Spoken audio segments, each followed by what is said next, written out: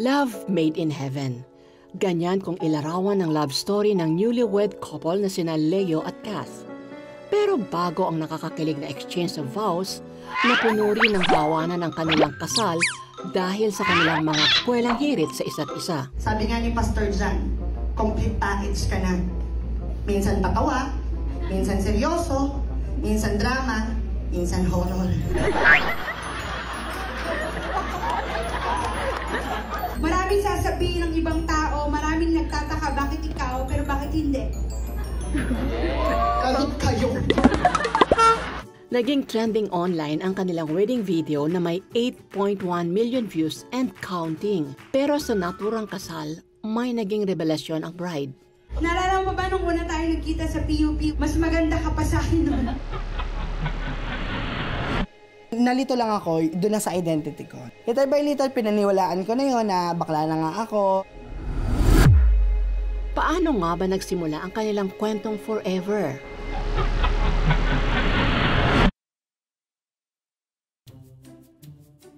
Meet Leo.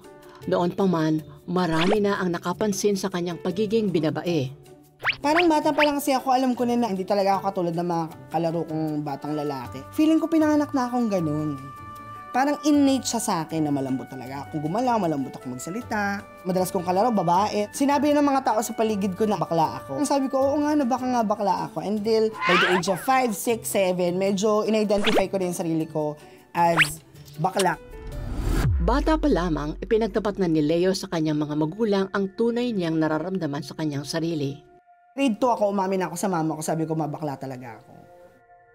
Tapos sabi ng mama ko, napapansin niya naman na daw. Sabi niya sa akin, okay lang na maging bakla ako, basta wag ako magdadamit pang babae, tapos kailangan magaling ako sa school, matalino ako sa school.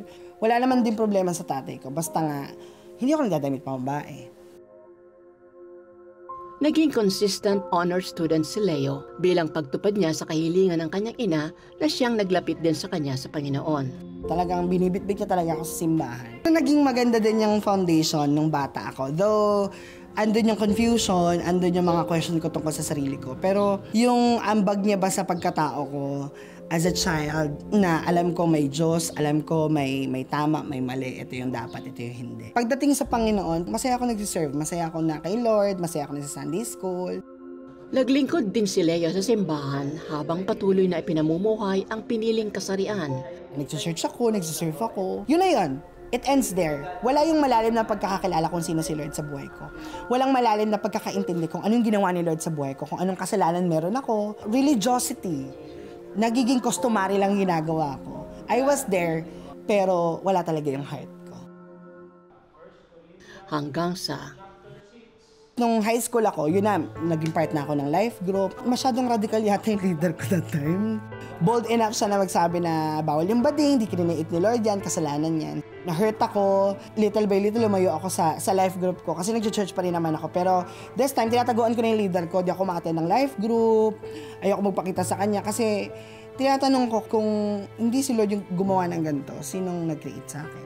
Though stated siya in the Bible, pero hindi ko alam kung paano siya naging kasalanan. Ayun yung buhay na meron ako. Ganun yung buhay na masaya ako. Sa kabila ng tinahak na landas ni Leo, nagibabaw pa rin ang pagmamahal ng kanyang ina na kailan may hindi tumalikod sa kanya. Pinagpipray niya ako every night. Minsan maalimpungatan ako sa gabi, nililihans niya ako. I remember, pinagpipray niya na makakilala ko sa Panginoon, may encounter ko talaga si Lord, magkaroon ako ng relationship sa Kanya. Love niya ako, at the same time, hindi siya takot na ipakita sa akin na kailangan ko si Lord sa buhay ko. Pero biglang nagbago ang buhay ni Leo nang magkasunod na pumanaw ang mga mahal sa buhay na tumanggap sa kanyang pagkatao.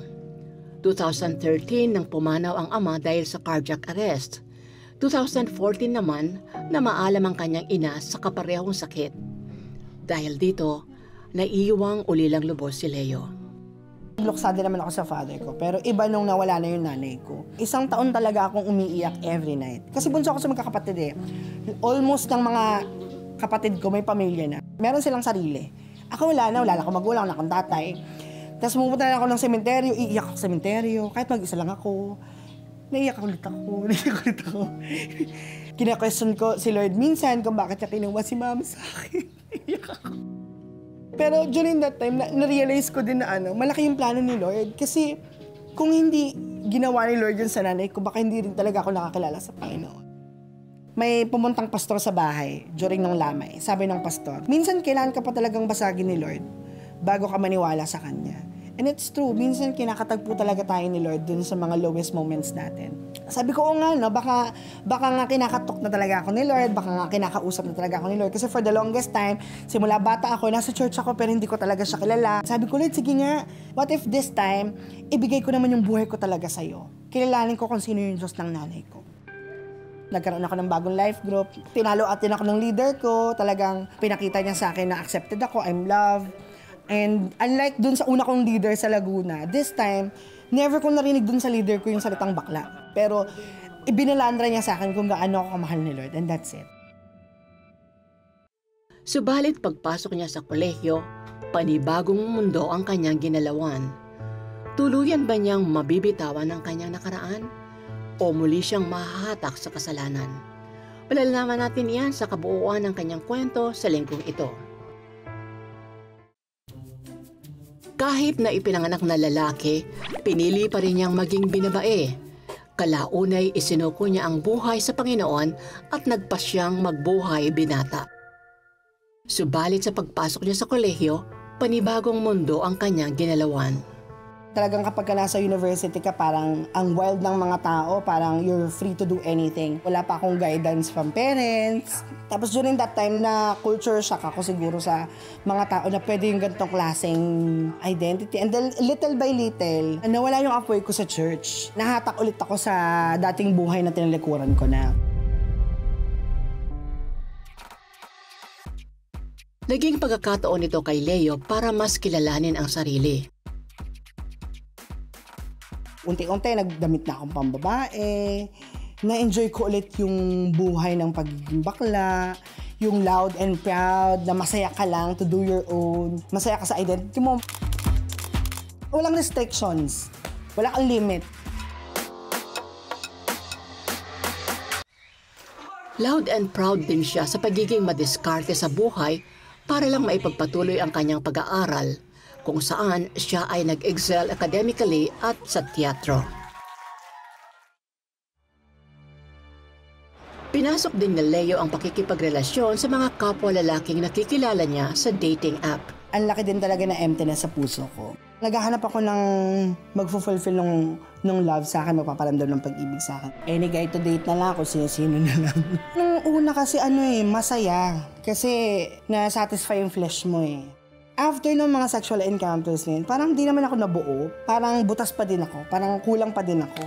Andun yung guilt, andun yung sorrow. So hindi siya nagbibigay sa'yo ng totoong satisfaction. Sa kabila nito, nagpapatuloy si Leo na makinig ang salita ng Diyos tuwing Sunday services sa kanilang simbahan. Nagdo-double life na talaga ako during that time na church-goer na lang ako. Sa church na lang ako umiiyak pagka-worship, pero wala na akong personal na quiet time kay Lord. Sa church na lang ako nagpipray. To the point na parang lahat ng mga preaching, parang saktong-sakto sa akin. Bitawan mo na yan, umalis ka na dyan, piliin mo na si Lord. Masakit talaga yung truth. And for me, naniniwala ko hindi naman intention ng church na saktan ka. Pero intention ng church na ipaalam sa'yo kung ano yung totoo. Masaya akong nasasaktan. Masaya akong nare-rebuke. Masaya akong nakokorek. Pupunta na lang ako ng church na baka sakaling ma-revive ulit yung heart ko. Wala naman akong judgment na nare-receive sa church. Until one time, nag-pass through sa akin yung senior pastor namin. Dumaan lang siya. Tapos maya-maya, binalikan niya ako, tinap niya ako sa shoulder. Sabi niya sa akin, akala ko babae ka. Tapos di ko alam kung matutuwa ba ako sa sinabi niya na akala ko babae ka o mare-rebuke ako. Tapos parang andun naman yung realizations ko na punong-puno na ako ng kasalanan sa buhay ko. Hanggang sa muling nakatagpo ni Leo ang Panginoon sa dinaluhang retreat. Nung time na yon, pinakita yung bigat ng kasalanan na meron ako. Na sobrang dumi ko, para kong maraming basahan. Pero at the same time, pinakita at nireveal sa akin kung gaano ako kamahal ng Panginoon. Kung anong ginawa ni Lord sa akin on that cross. Siya yung nagbayad ng kasalanan ko imbis na ako. Ako yung gumawa ng pagkakamali. Pero siya yung napako sa krus. At kahit na ikaw yung gumawa ng kasalanan, pinapatawad kita. At handa akong mamatay para sa'yo. Sabi ko, grabe, matagal kong hinahanap yung ganong klaseng pagmamahal. Walang nagmahal sa akin na kaya niyang mamatay para sa akin. Sabi ko, si Lord lang yun. Si Lord lang ang kayang magbigay ng ganong klaseng pagmamahal. Na hindi ko nahanap sa kung sino-sino. So that changed everything. Parang nung time na yon, sabi ko, grabe, this time, ibibigay ko na talaga yung buhay ko sa Panginoon. Pero sa sandaling iyon, hindi lamang si Leo ang nakaranas ng pag-ibig ng Diyos, kundi maging si Cass na hinilom ang sugatang puso mula sa mapait niyang karanasan. Ano nga ba ang kanyang naging madilim na nakaraan? Huwag kaligtaang subaybayan sa linggong ito ang tampok nating kwento ni Leo at Cass. Sobrang lumong-lumo ako. Punong-puno ng galit ang heart ko. Wala na akong malapitan. Ang bigat na pala. Kaya ba akong baguhin ni Lord? Kinatatakutan, kinasisindakan, kilalang gangster sa kanilang lugar at walang sinasanto. Meet Cass. Notorious na talaga ako sa school. To the point na ang tawag sa akin ng mga kabatch ko, living devil talaga. Like, grabe. Ganun siya kasi lumilipad yung sapatos ko. Dediretso na lang yan sa mukha mo. Mapitik lang ako. O kaya, matipuhan ko na siya. Doon na. Pagtitripan ko na. Nambubuli. At the same time, nambubugbog. Kaya kong gawin yung mga bagay na yun. Sa sobrang galit ng heart ko. Naging worse talaga ako. Na natatakot sa akin yung mga tao. Kaya ako din sinasaktan yung ibang tao kasi gusto kong maramdaman nila na nasasaktan ako. Parang doon ko nilalabas yung galit ko. Pero sa likod ng kanyang tapang ay isang pusong sabik sa pagmamahal ng magulang. Sobrang bully ko, lagi po akong parent call. Pero ang purpose ko nun, maramdaman ko man lang na pumupunta nanay ko sa school. Alam niyo ba yung gano'n na parang, baka sakaling pumunta si mama kapag ka na parent call ako. Pero hindi talaga kahit kuha ng card, hindi talaga. Kasi nga super busy po talaga ng magulang ko. Kayod talaga akong kayod.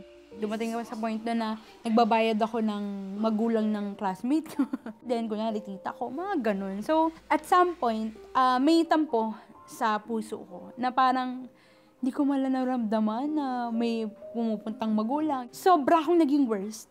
Naging rebelde talaga ako. Hindi na bago ang magulong mundong ginagalawan ni Cass dahil ito ang kanyang nakamulatan sa sariling tahanan. Merong alitan kay mama at kay papa. Before, nang bababae si papa. So, namulat kami nang magulo talaga yung family namin. To be honest, galit talaga ako noon, nung mga panahon na yun. Although, close kami ni papa. Papa's girl po ako eh. Pero doon ko nakita na, bakit hindi niya kami pinipili? Hindi ba kamahal-mahal yung mama ko? Hindi ba kami kamahal-mahal? Siguro ang laki ng effect sa akin noon na walang faithful na lalaki. So, wala akong kinalakihan na protection mula sa tatay. So, dun din, parang dumating din sa point na may mga kapitbahay. Naranasan ko din yung sexually abuse. Actually, paulit-ulit siya kasi parang may mga moments na akala ko naglalaro lang. Pero hindi na pala. Simula bata ako hanggang sa nag-high school, kaya lumaki ako nang kailangan kong proteksyonan yung sarili ko mismo. Nung umenter na ako ng gang, tumapang na ako nun. Pero lumiliit yung mundo ko. Parang hindi ako pwedeng pumunta sa ganitong lugar kasi baka mabugbog ako, kasi baka may kalaban kami doon, ganun siya. Pero ang pinaka-ano nun is protection ko. Para at some point, ma-secured ako na walang mangyayari sa akin masama. Pero ang masakit na alaala ng kahapon, hindi niya magawang ibaon sa limot. Trauma po talaga. Kalbo po kasi gumagawa sa akin nun. Pagka nakakita ko ng kalbo, natatakot ako. Takbo talaga ako. Parang kahit na gangster na ako nun, hindi ko siya masabi sa ibang tao. Sobrang fear, sobrang shame. Nakakahiyang sabihin na ganun ako na baboy, ganun ako na dumihan. Sobra akong nagigilty na hindi ko napagtanggol yung sarili ko. Gayunpaman, ang naranasang sexual abuse ang naging sanhi ng pagkakakulong ni Cass sa adiksyon sa pornografiya. Hinahanap siya ng flesh ko. Ang pinaka-worst na ginawa ko nung nagkaklase kami, grade 7. Tapos nasa likod lang po ako, nanonood lang ako ng porn. Sobrang na-addict talaga ako sa pornography hanggang sa mag-college ako. Pero si Cass, nanatiling hindi masaya. May void sa heart ko. May kulang. At alam ko, yung protection yun. Yung love yun. Yung care yun. Kahit na gangster ako, matapang ako, alam ko sa sarili ko na may takot pa rin ako. Ganun siya. Hanggang sa dumating sa point na meron nag-invite sa akin sa isang youth service. Kasi wala akong kaibigan na ano talaga, yung i-deep talks ko. Kasi kailangan matapang ako sa harap ng tao eh. Dumating na ako sa point talaga na parang, sige na nga, try ko nga sa Lord. Unang pasok ko po, natatakot sa akin yung mga tao. Sobrang gangster talaga ako. Until one time, nagstay ako. Nakikinig ako preaching. Tapos yung pinrich po doon about kay Paul. Na si Paul ay namamatay ng mga Kristiyano. And then one day, kinatag po siya ni Lord. Nagpipreach siya ng gospel. Grabe. Sabi ko, ala, kaya ba ni Lord? Kasi yun yung duda ko eh. Parang kaya ba akong baguhin ni Lord? Despite ng dami kong kalokohan sa buhay, ang dami kong sinirang pangarap, lulung ako sa pornography, pasaway ako sa magulang, punong-puno ako ng kasalanan. And then nung moment na yun, nung sinabi doon nung pastor doon na walang hindi kayang baguhin si Lord, walang hindi kayang gawin si Lord, doon na ako. Doon na na-strike sa heart ko na, sige Lord. Kaya nung nag-uumpisa pa ako sa church, wala akong ibang target kundi si Lord. Hindi ako nakipagkaibigan. Even sa leader ko, hindi ako nagkikwento ng personal life. Parang ang gusto ko lang nun, sharean mo lang ako patungkol kay Lord, pero wag mo akong tatanungin patungkol sa buhay. Kasi nga, ayokong umiyak. Parang ayokong matouch mo yung soft ko. Nung tinanggap ko si Lord, doon na ako. Eto na. May naging protector na ako. Meron palang pipili sa akin. Na meron palang Diyos na nagmahal talaga sa akin ng kahit na wala pa akong ginagawa. Na kahit na wala akong ginawang mabuti, mananatili siyang mabuti sa akin. Doon na ako nahook nung moment na niligtas pala ako ni Lord sa mga season na yun. Na parang na sana na-rape na ako noon, pero hindi ako na-rape. Kasi bakit? Niligtas ako ni Lord. Hindi ko man naramdaman yung protection sa earthly father. Iba pa rin yung protection ng heavenly father. Dahan-dahang lumalim sa pananampalataya si Kath hanggang sa nakadalo siya ng isang retreat kung saan hinipo ng Panginoon ang kanyang puso. Ang pinaka nag-strike sa akin na yung healing of the heart. Ngayon, naramdaman mo ng pinatawad ka ni Lord. Ikaw naman ang mag-release ng forgiveness sa tao. Kaya magpapatawad ako ng ibang tao kasi pinatawad ako una ni Lord. Magmamahal ako ng ibang tao kasi una akong minahal ni Lord. Kaya doon po naging madali sa akin yung forgiveness ko sa tatay ko. Forgiveness ko sa mga taong gumawa sa akin. Kasi may sinabi din doon na humingi ka din ng tawad sa mga taong nagawan mo ng kasalanan. Doon din po na-heal na din yung heart ko. Sa puntong iyon, nakahanap din siya ng kaibigan mula sa isa pang participant, si Leo. Naging remarkable siya kasi during that time, tapos na yung mga delegates, baptize na sila ng Holy Spirit, okay na. Settle down na sila. Kaming dalawa, pinupuspos pa rin kami ng Holy Spirit. Nung gabing yun, nagkausap kami ng experience namin. Pero nung youth ka, mahaba pa buhok niya, mas maganda po yan sa akin. Siguro kasi malapit nga ako sa mga medyo ganon. Namuhay sa puso ng magkaibigang Leo at Kath si Jesus mula nang tinanggap siya bilang Panginoon at tagapagligtas ng kanilang buhay. Patuloy na kumilos ang Diyos sa dalawa, tulad na lang ni Kath na pinatawad ang kanyang ama. Naging Christian po ako, sinaran ko po ang tatay ko. Si Papa po tagawan ako ng siyaran, natapos na rin po ni Papa yung New Testament. Yung nanay ko po, yung mga kapatid ko. After ko pong ma-encounter si Lord, dinala ko na po agad yung family ko. Hindi lang naman ako yung dapat hingian ng sorry. Ako din dapat mag-sorry din sa mga taong yun. Yung babae na nilaglagan ko ng bag, nangi po akong tawad, nanap ko po talaga Facebook nila, mga binuli ko.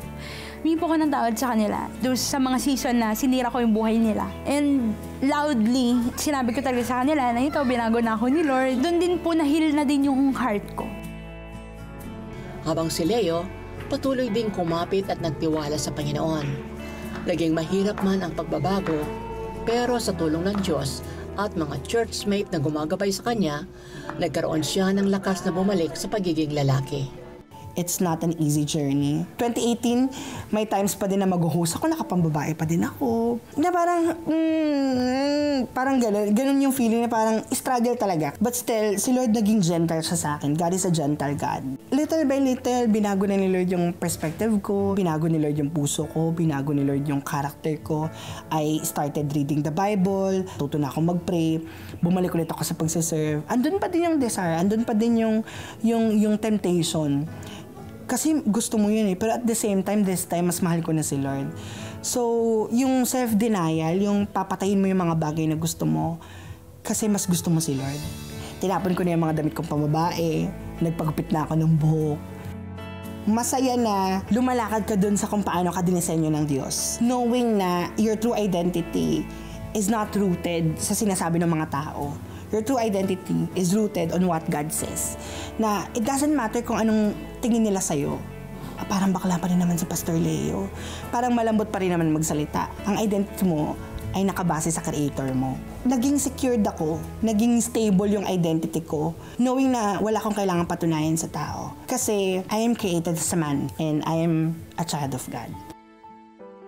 Kapwa nagkaroon ng hangarin sina Leo at Kath na maabot ang mga kabataan sa pamamagitan ng pagbabahagi ng salita ng Diyos.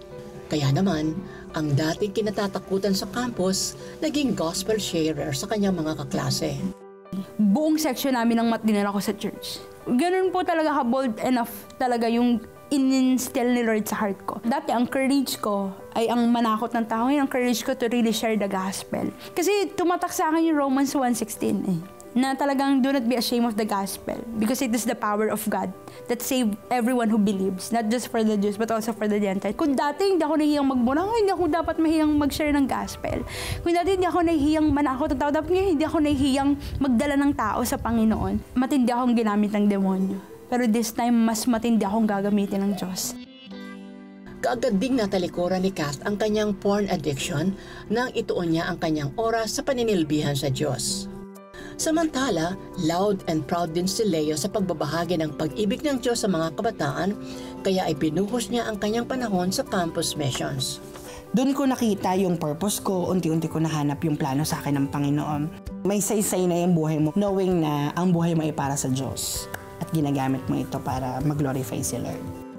Kapwa pinagbuti nila Leo at Kath ang kanilang pag-aaral sa kolehiyo. Kalaunay nakapagtapos si Leo sa kursong Bachelor of Arts on Broadcast Communication, Bachelor of Secondary Education major in Mathematics naman ang nakuhang diploma ni Kath. Ang kanilang propesyon ay naging bahagi ng magandang plano ng Panginoon sa kanilang buhay. 2021, tumawag sa akin yung friend ko nung college. Sabi niya, Kat, available ka pa ba? Kailangan namin ng math teacher, ng license at ng Christian. Pagdating ko po doon sa school na yon, ang setup po pala, ang mga tuturuan ko ay mga sexually abused na mga bata. Na ang galing ni Lord kasi I can testify to them na kaya kang i-heal ni Lord, kaya kang baguhin ni Lord, kaya kang itama ni Lord ang buhay mo. Na natigil yung pangarap nila eh.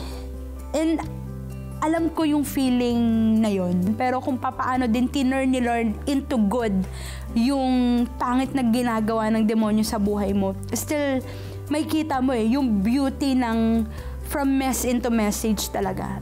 At the end of the lesson, lagi akong may verse. Makalimutan man nila ang math, pero hindi nila makakalimutan si Lord. Na makita ng mga batang yon na may hope kay Lord. Na kaya ni Lord i-restore lahat ng ninakaw ng demonyo sa buhay mo. Totoo po yung Romans 8:28 na all things work together for the good of those who love Him talaga. He is side of us talaga. Nagtutulungan sina Leo at Kath sa pagbuo ng Christian support groups at maging sa pagpapalago ng mga ministry na ipinagkatiwala sa bawat isa. Mas naging matalik silang magkaibigan at naging malalim ang pinagsamahan. Kaya ang dalawa, madalas tampulan ng tukso. So yung life group niya, nililink ako sa kanya. Yung mga life group ko, nililink din siya sa akin. Hindi ko talaga siya type. Alam namin na hindi namin gusto yung isa't isa. Friends for life nga lang ba ang dalawa? O posibleng magbago ang kanilang sitwasyon? Alamin bukas sa huling yugto ng kanilang kwento.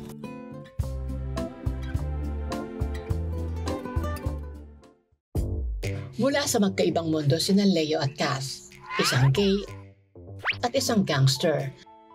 Nabago dahil sa Panginoon. Naging mag-churchmates, ka-ministry at magka-best friends. Samahan ko siya magpagupit. Takot pa ako makipag-date. So, kailangan ko ng third wheel na may makakasaksi ng protection sa akin. Kasi sama ko lagi si Leo. Naging mag-best friend na rin kami eventually. So, yung usap namin about souls, about vision kay Lord, pangarap kay Lord, walang mali siya. Masaya kami sa ganun. Nagpapalakasan kami. Actually, hindi naman kaming dalawa. Meron pa kaming ibang makasama sa group. Pupunta ako sa kanila pag Pasko, siya din sa amin, pag New Year. Kaya kilala po kami both sides. Madalas mang tuksohin sa isa't isa, heto naman ang say nila. Bakit naman siya? Hindi ko talaga siya type. Gusto ko nga pastor, gusto ko nga engineer. Ang mga macho-macho. Ay, gusto ko parang nanay ko. Gusto ko prayerful, gusto ko magaling sa tao, gusto ko matalino, gusto ko matapang. Noon pa man, di na nila gusto ang isa't isa. Una kami nagkita sa PUP, nagte-theater ako, tapos nanood siya ng play namin. Pero ang pinanood niya doon, yung friend niya ng high school, na BFF ko ng college. Siguro inis, kasi nga best friend siya ng best friend ko. Mas maganda pa ako sa kanya nung nakita niya ako sa PUP. Nag-video po ako nun. Di ba, ang best friend ko po is very supportive ako. Lahat ng picture at video, puro mukha po ni Leo G. Unang meeting namin, parang wala lang. Pakailang ulit nag-cruise ang landas nila Leo at Kath nang pareho silang mapabilang sa isang Christian church na kalaunay naging magkatuwang sa youth ministry. Mas lumalam yung friendship namin. Noong 2019, ginawa kaming youth ministry head sa church namin. Nung kinuha niya yung kamay ko, parang naman kami kinakasal. Hindi ko rin sinabi sa kanya. Pero wala siyang mali siya sa heart ko. Pero si Kath, nagkaroon ng isang pangitain. Dinil na lang sa akin ni Lord na pastor yung ibibigay niya. Kasi nagkaroon talaga ako ng vision na may kasama ko sa pulpit. Tapos alam ko nagpipreach kaming dalawa. Okay, pangahawakan ko to, pastor ang ibibigay sa akin ni Lord. Yun ay na-negotiable ko. Hanggang sa nasundan ito ng isang panaginip.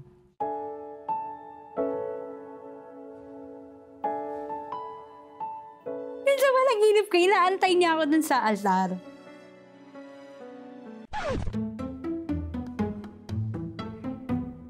Di nagtagal, nakatanggap ng big revelation si Kath mula sa salita ng Diyos. Sinasabi na sa akin yun ni Lord, even sa mga devotions ko, na Genesis 2:18. Sinasabi po doon ni Lord na it is not good for a man to be alone. I will give him a companion, just right one for him. Sabi ko na, kailangan ba nila yun ng katulungan? Pero noong mga moments na po yun, nasunod lang ako kay Lord. Pero focus ko pa rin si Lord. Parang, sige Lord, kung siya ibibigay mo, bigay mo po ng right timing. Parang ganun. Pero alam ko sa sarili ko na hindi pa ako ready.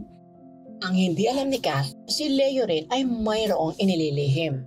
2020, umattend kami ng conference. So it talks about love, courtship, and marriage. Sabi doon, kapag ka nagbibigay daw ng partner in life si Lord, bibigyan ka din niya ng partner in the ministry.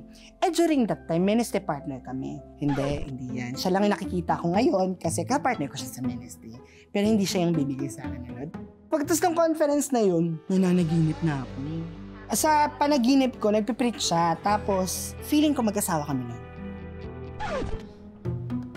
Bakit siya? Bakit naman ganun, Lord? Gayon pa man, patuloy na nagpatigas si Leo at naging ilag sa usaping love and marriage. Parang buong church inaasar na kami. Na naging in denial na ako. Sabi ko, celebrate ako, single ako for life. Hindi ako mag-aasawa. Na-hurt ako sa kanya ng sobre. Parang grabe dealing sa akin ni Lord sa kanya. Iyak ko na iyak kay Lord. Nung dumating sa point na nag-bicol pa ako. Maka-move on lang. I-hurt ko nun kay Lord na, Lord, bakit sa akin ganito yung dealing mo? Bakit sa kanya celebrate siya? Bakit ganun ako nga, willing akong sumunod, di kahit tayo ko sa kanya eh. Ibang lalaki na lang, yung gusto na lang ako. Ang hirap nung ganito na talagang dinideny ako ng taong to. Hanggang sa dumating na sa point na ayoko na sa kanya. Nagkahiwalay ang landas ng dalawa sa ministry nang ma-ordain si Leo bilang pastor sa umuusbong na gawain ng kanilang simbahan sa Nasugbo, Batangas. Pero kahit anong iwas ni Leo, patuloy na binubuksan ng Panginoon ang kanyang puso para sa pag-ibig. Doon sa season na yun, kung nakita na kailangan ko nga ng makakasama. Naalala ko nga yung conference na inantanan nga namin, na sabi ni Lord, bibigyan kaya ng kapartner mo sa ministry. Dodoble yung magagawa mo para sa Kanya. Doon ko nakita yung need na kailangan ko ng encouragement, accountability, prayer warrior, at the same time kasama sa ministry. Pinag-pray ko na. Prayer ko, Lord, kung siya talaga bigyan mo ko ng feelings. Hanggang si Leo ay unti-unti nang umibig kay Kath. Mismo.